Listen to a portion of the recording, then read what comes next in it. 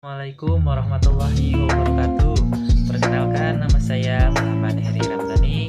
Saya dari Prodi Sistem Informasi. Saya di sini akan menjelaskan apa itu kalimat.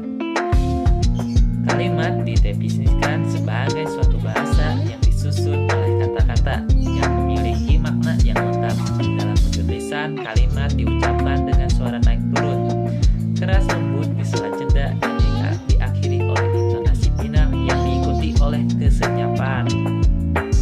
Sedangkan menurut para ahli, Darjo Widojo 1988 halaman 254, kalimat ialah bagian terkecil dari suatu ujaran atau wacana yang mengungkapkan pikiran yang utuh secara ketatabahasaan. Sedangkan menurut Slamet Muljana 1969 menjelaskan kalimat sebagai keseluruhan pemakaian kata yang berlaku, disusun menurut sistem bahasa yang bersangkutan, mungkin dipakai hanya satu kata, mungkin lebih. Sedangkan menurut Krida Laksana 2001 halaman 92, kalimat sebagai satuan bahasa yang secara relatif berdiri sendiri, mempunyai pola intonasi final, dan secara aktual maupun potensial terdiri dari klausa.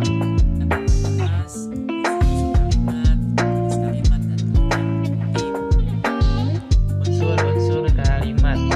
Sebuah kalimat terdiri atas beberapa unsur, yaitu meliputi subjek adalah bagian kalimat yang menandai apa yang dinyatakan oleh penulis. Bagian kalimat yang berupa subjek dapat didefinisikan melalui hal-hal berikut. Subjek harus bersifat definit atau tertentu. Contoh bentuk kalimat klausa, anak mahasiswa dianggap tidak gramatikal. Unsur anak sebagai subjek tidak definit.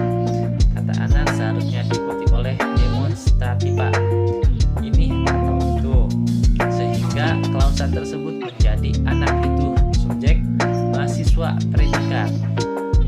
Umumnya subjek berupa nomina, frasa nominal, atau pronominal yang berperan sebagai pelaku atau pokok.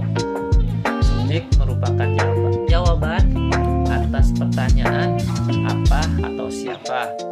Jawaban dari apa atau siapa merupakan subjek. Contohnya, siapa yang pergi, apa yang penting.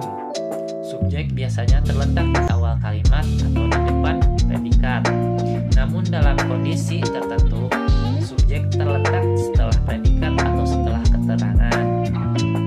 Subjek tidak didahului kata depan seperti pada, dalam, di, ke, untuk, bagi, dengan.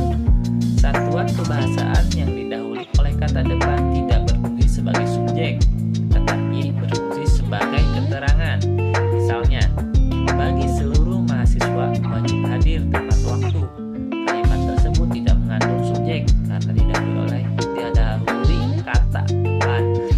Namun agar kalimat itu bersifat gramatikal, maka menjadi seluruh mahasiswa wajib hadir tepat waktu. Jenis kalimat: kalimat tunggal dan kalimat majemuk. Kalimat tunggal adalah kalimat yang terdiri atas satu klausa. Kalimat ini hanya mempunyai satu subjek dan satu predikat. Kalimat majemuk adalah kalimat yang terdiri atas dua klausa atau lebih.